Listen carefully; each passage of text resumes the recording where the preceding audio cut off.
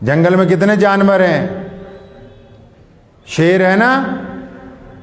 अब किसी को कह दो तू मेरा शेर पुत्र है, अगला चौड़ा हो जाता है, जबकि वो जानवर का नाम है। और ये जानवर ऐसा है जो इंसानों के लिए नुकसानदेह है, और इस जानवर का फायदा कोई नहीं।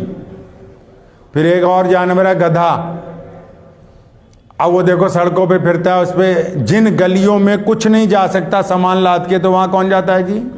गधा जाता है। मालिक का वफादार, बोझ ढोने में सबसे आगे, लोगों के साथ हेल्पफुल है। अगर किसी को कहते भाई तू गधा है, नाराज हो जाएगा। इंसानों का मिजाज देखें। अब तीसरा जानवर जो आम है उसको कहते हैं कुत्ता।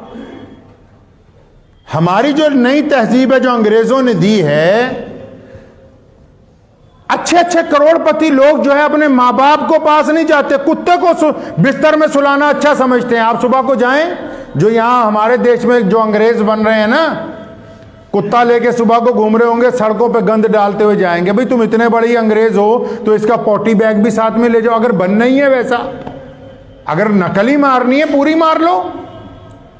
अपने घर से निकले, दूसरे के घर के आगे गंद डलवा दिया। अब चलिए खैर छोड़िए इन बातों को। कुत्ते को कुत्ता क्यों कहा, यह बात पल्ले बांध लीजिए।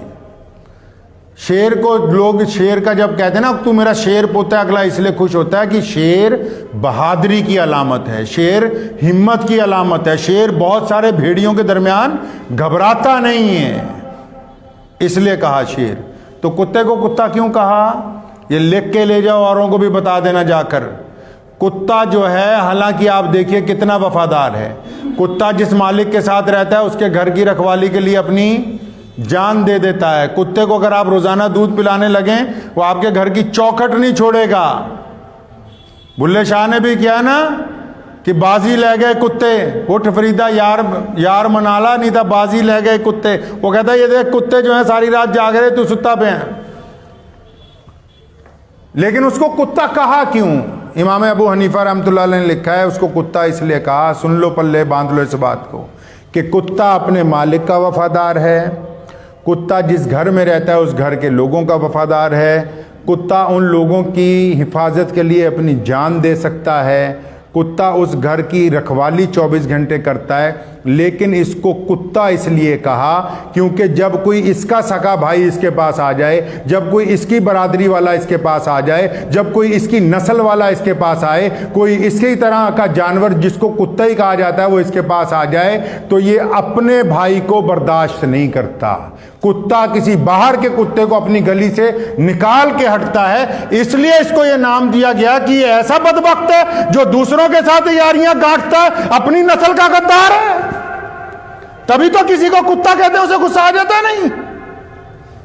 और ये ऐसा जानवर है जो इंसानों के साथ वफादारी, अपनी नस्ल के साथ गद्दारी कर रहा है। अपनी नस्ल के कुत्ते को गली में घुसने नहीं दे रहा, उसको खाने नहीं देता, उसको टिकने नहीं देता, चाहे वो बीमार हो, मरने वाला हो, उसको बाहर निकाल के दम लेता है। इस वजह से इस जानवर का नाम ये रखा गया कि इसकी आदतें, तभी तो हम कह देते हैं जो बंदा अपनों के साथ नहीं होता कहते नहीं भी ये कुत्ता बंदा है।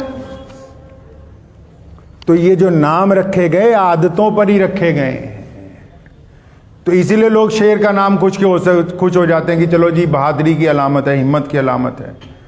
तो इसलिए ये बात तय रखें, हमेशा अपने जहन में रखें कि हम जिस नस्ल में से हैं ना, इंसानों की, हम जिस नस्ल में से हैं, अल्लाह ने हमें इंसान बनाया। ये इतनी नस्लें दुनिया में, चरिंदे परिंदे जानवर, हरिया दरिया पानी सब कुछ, ये सारा ये भी मखलूक है, इनमें सांस है, जिंदगी है इनमें। लेकिन अल्लाह ने हमें जिस नस्ल में बनाया वो इंसानों की नस्ल है। तो हमें इंसानों की कदर करनी है, हमें इंसानों का दिल नहीं तोड़ना, हमें इंसानों की बेइज्जती नहीं करनी, और हमें मजलूम इंसानों की मदद करनी है। किसकी मदद करनी है जी? मजलूम इंसानों की मदद करनी है। अब जिस तरह किसान जो हैं मैदान में डटे हुए हैं, तो अगर कोई बंदा ये सोचे मैं अकेला हूं, मैं कमज़ोर हूं, नहीं कुछ कर सकता, तो दुआ तो कर सकता है, चंद लम्हे तो उनको दे सकता है। तो हमेशा हक और सच्चाई के लिए अपनी ज़ुबान को इस्तेमाल करना, तीनों दर्जात ईमान के इस्तेमाल करना, यही बेहतरीन मुसलमान की अलामत है।